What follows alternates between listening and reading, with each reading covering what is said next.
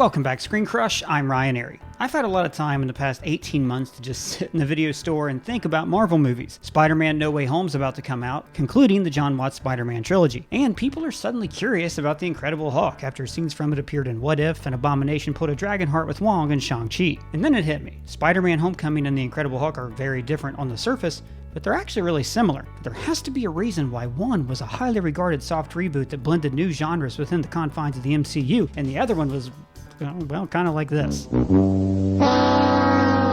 So I think there was one scene, just one scene, that we can use to set these movies apart. Welcome to Scene Fights. Scene Fights! First, let's talk about the movie's many similarities. They are both reboots of a previous franchise that was not well received by fans.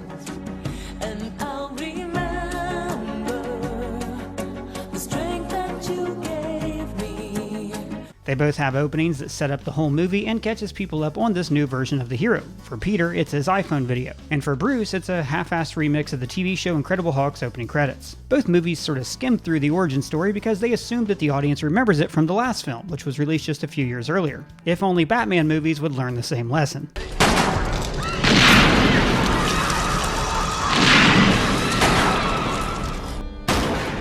And both movies contain references to Captain America and feature cameos by Tony Stark and his technology. The heroes each have radioactive blood and are trying to hide their identity from the people in their daily lives. They're bullied in their civilian identities but don't respond for fear of showing off their abilities. They're also both genius scientists who have invented technology that helps them with their abilities. They receive help from a scientist friend who communicates with them through machinery, and this friend ends up being a burden who makes their life harder. The heroes use technology to help control their powers. Peter uses his lenses and Bruce has his Killjoy Fitbit. We can't do this. Move left. Each of them struggle to keep their identity a secret, especially from their mentor figures. Now, his love interest is the daughter of the villain. In one movie, this is a twist. In the other, it's supposed to be a twist. General, please!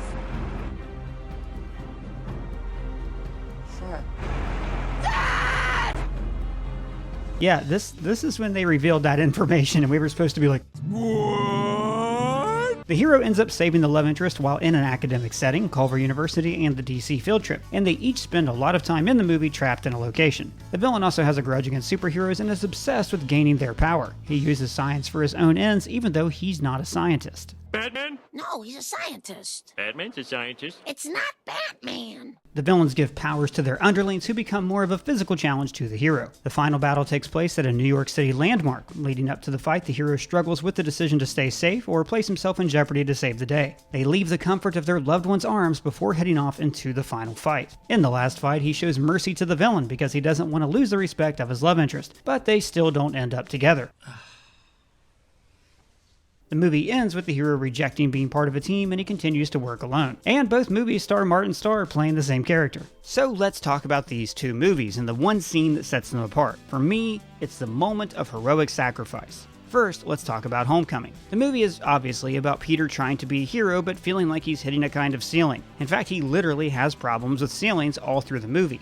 The movie actually ends with Peter saying that he'd rather try not to soar too high. I'd rather just stay on the ground for a little while. The ending also shows Peter overcoming his own selfishness and obsession with fame. He blows off his friend Ned to do superhero stuff, and he really digs the fame and recognition. Okay, Spider-Man! Don't flip! Yeah! He almost shows up at a party just to look cool and is very tempted to reveal his powers so he can show up Flash. Hey, Parker! What's up? So where's your pal Spider-Man? Let me guess, in Canada with your imaginary girlfriend? So if you tweak this a bit, it's not hard to imagine Peter as a stereotypical Gen Z Zoomer wanting to become a social media celebrity. My point is that all through the movie, Peter sees being a hero as fun. He's desperate to join the Avengers. Are you an Avenger? Yeah, basically. Because they're the cool kids, and he's not at the big kids' table. He's still at the little kids' table, and he's desperate to sit with the grown-ups. Just again treating me like a kid all the time. It's not cool. So what is his heroic sacrifice moment? Well, it's not this. White grenade! White grenade! That's just Peter screwing up. And it's not this. That's just him under something heavy and finding the strength to get out. No, Peter's heroic sacrifice is here, at his school dance, a place where heroics are usually things like this. Do you want to go over by my friend Pedro and dance really quick? So just to rewind a bit, it's perfect that the Vulture is Liz's dad. It's a perfect twist.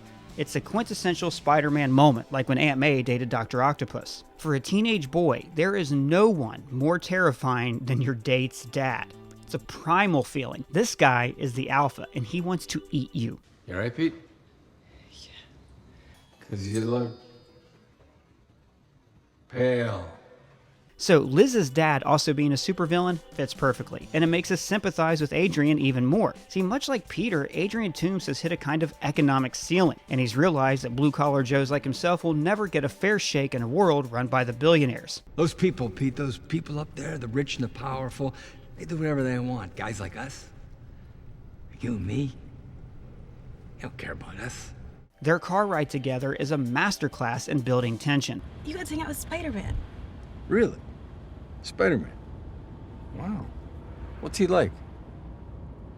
Yeah, he's nice. Nice man. Peter is so proud of his superhero life and the secret identity he's created, but Adrian very easily peels back the onion and figures out who Peter is. I've seen you around, right? I mean, somewhere have we ever? I bet you were glad when your old pal Spider-Man showed up in the elevator, though. Then he drops off Liz and asks to talk to Peter. Notice this wide shot of the car. This looks so pretty.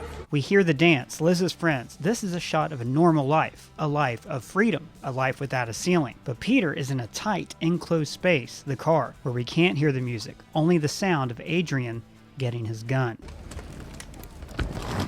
Matt Singer, who literally wrote the book on Spider-Man, once pointed out to me that after Uncle Ben's death, Peter struggles to find father figures in his life. The only older men he's ever exposed to are criminals. At this point in the movie, Peter has lost his father figure, Tony Stark. But now Liz's father has stepped into this role. He begins by complimenting Peter on keeping his identity a secret. So she does it. Good. Close to the vest. I admire that. While Peter's attempts at lying fail miserably, like a teen that just got caught smoking reefers in the bathroom.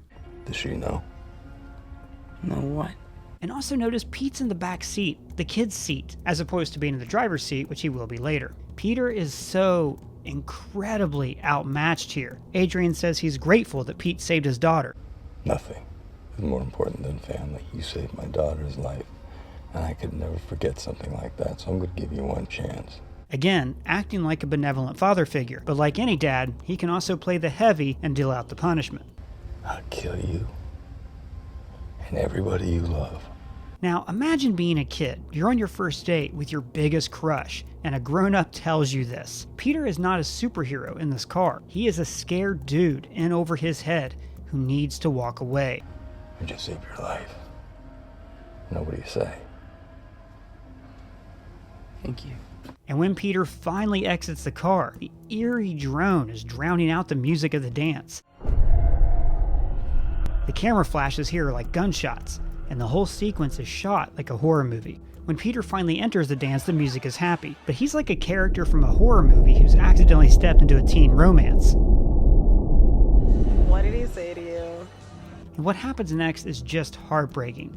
We realize that Peter was never going to join the dance. He was just here to say goodbye. Gotta go. I'm sorry. You don't deserve this. He made his decision when he was standing outside. He's willing to throw away his actual life just to do what's right. The movie brilliantly spells out the stakes and invites us into Peter's shoes, and Tom Holland delivers this pressure and fear with such honesty, you'd think the director was off screen holding his puppy hostage. Now let's talk about The Incredible Hulk, a movie I'm sure a lot of you haven't seen or only saw once or twice during an MCU rewatch. So I'm going to recap a bit of the movie, talk about why it doesn't work, so you can fully appreciate how much of a dud the hero's choice scene really is. Now to be fair, this movie was a hard sell. It's a balancing act between people who liked the 2003 film, hated the 2003 film, or know the 1970s TV show, or who don't know anything about the Hulk at all. So it's trying to strike a balance between reinventing the character and giving people what they already know. So right out of the gate, it screws up. The intro is an homage to the original series, and it catches you up on the events of the hero's origin. Gamma accident, Hulk rampage, etc. But this is actually a terrible way to open a movie. It gives you all the facts and none of the character.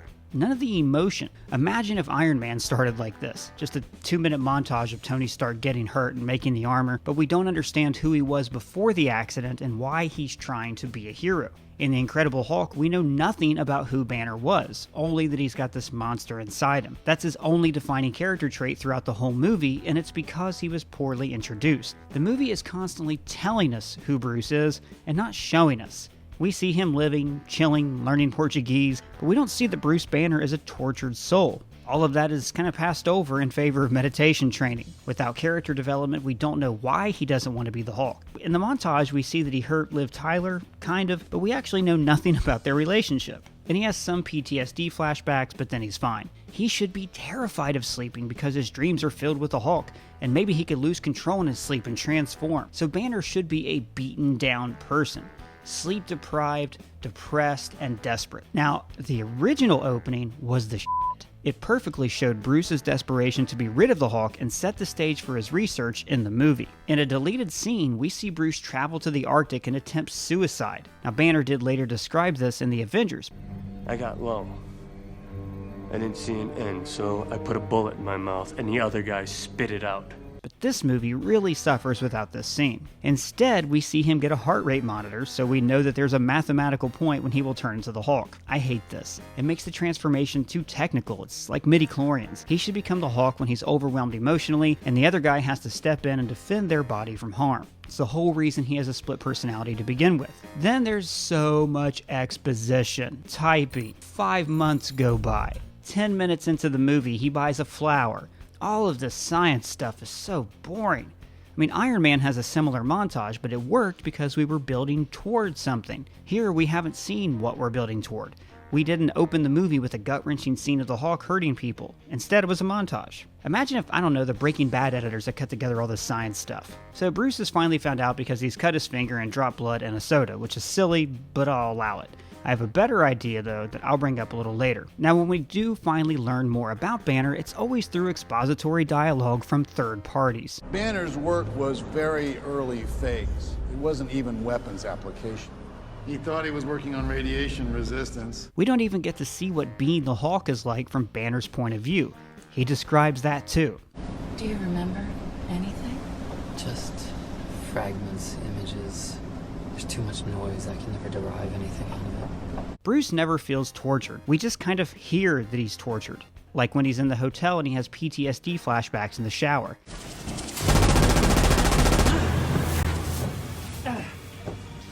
He just kind of steps out and everything's fine. A better character choice would have been for him to sneak out so he could never risk hurting Betty again. But eventually, through clunky dialogue, we learn that Bruce is trying to get rid of the Hulk before Ross can find him and weaponize him. He wants to dissect it so that he can replicate it. He wants to make it a weapon. So this whole movie has actually been a race against time. It never felt that way because the origin was skipped over. But see, the problem is, the military doesn't need Banner. Ross has a super soldier serum already that he kind of wastes on this dude that he's barely vetted. You should be a colonel by now with your record. Which brings us to the core of the reason that none of this works. Blonsky.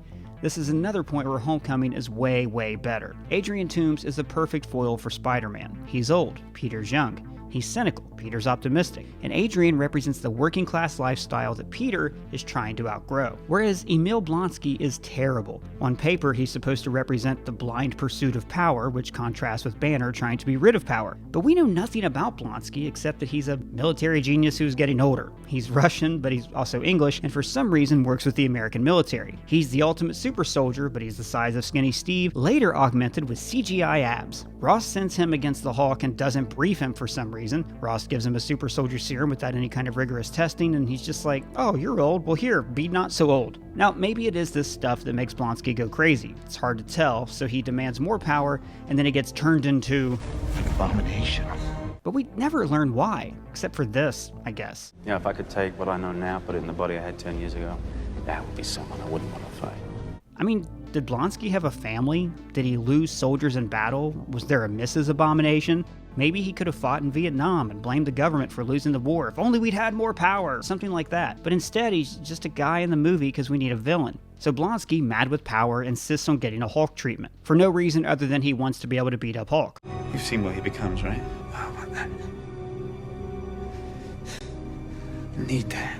Okay, just before this, Bruce had kind of been cured by Stearns. So if the movie was just a race against time, then Bruce would have won. Then when the Abomination is rampaging through Harlem, Bruce makes the decision to fight him. It has to be me. Even though Stearns has maybe kinda just cured him. You don't even know if you'll change. And then he runs the risk of letting the Hulk out, maybe for good. You think you can control? No, not control it, but I don't know, maybe aim it. But he decides to risk his life and drop out of the plane. Really the only way this movie set an MCU trend. Now, there's nothing wrong with any of this if you watch the scene just by itself, but the problem is, the movie leading up to this scene was dumb, boring, filled with exposition, and did nothing to set these dramatic stakes. By the time we get to this scene, we're desperate for the Hulk to fight anything, so we don't care about this dramatic choice that Banner has to make. So the moment where Bruce risks his life is when he drops out of a plane. Seems to me like they missed a pretty dramatic moment. Imagine if the copter would have landed so that puny Banner could get out and then face off against a big green monster, the embodiment of everything he's been trying to destroy. In doing this, he learns that instead of fighting the monster, he needs to embrace it, and then he changes. No, not control it, but I don't know, maybe aim it. And then we do the smashy. But the problem is, in this movie, we're half hoping that he'll die on the way down. Hulk! Smash! We're basically betting that Stearns is a poor scientist. Part of the problem is this is right after Stearns' procedure, so we haven't seen a situation where the Hulk would have come out but didn't. Imagine if Bruce would have been shot, like in the shoulder, and then he would have been so happy because he didn't transform and now he thinks the Hulk is gone. And the audience would think the Hulk was gone. So that would have forced him to make himself into the Hulk again, kind of like Superman regaining his powers in Superman 2. Or at least then we would doubt if this plane jump would work. Also, no one ever raises the idea before this of the Hulk being used for good. I think Betty should have done this the day after the Hulk saved her. She could tell Bruce, hey, he was nice to me. He's not all bad. Maybe you should try to talk to him. Or at least lay some groundwork for this climax. No, not control it, but I don't know, maybe aim it. But the key problem with this climax is that unlike Peter, Bruce never had a choice. Peter could have walked away, and Adrian would have stolen some stuff, but eventually Iron Man or someone else would have caught him. Peter could have easily stayed and enjoyed the dance, but his conscience would not let him do that, whereas Bruce has no choice. He's the only one who can stop the Abomination. He's not really sacrificing anything at the end. If the Abomination exists, and the power that Bruce has tried to keep from being militarized is let out of the bottle, he has to try to stop him, so his heroic sacrifice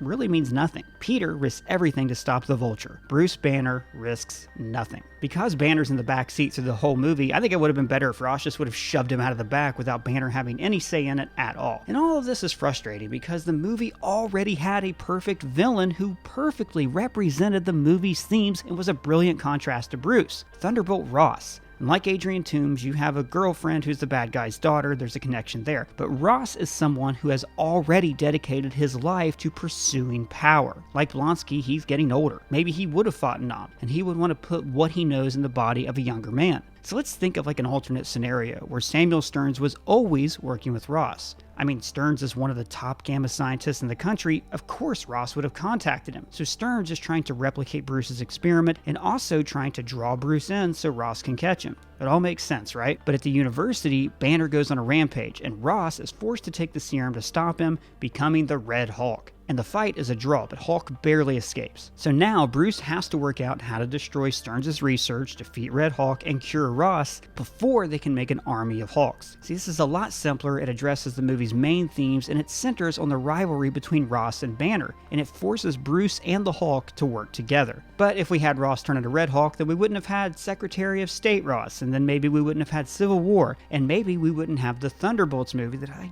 really hope is coming. But what do you think of Homecoming and Hulk? Let me know in the comments below or at me on Twitter. And if it's your first time here, please subscribe. For ScreenCrush, I'm Ryan Airy.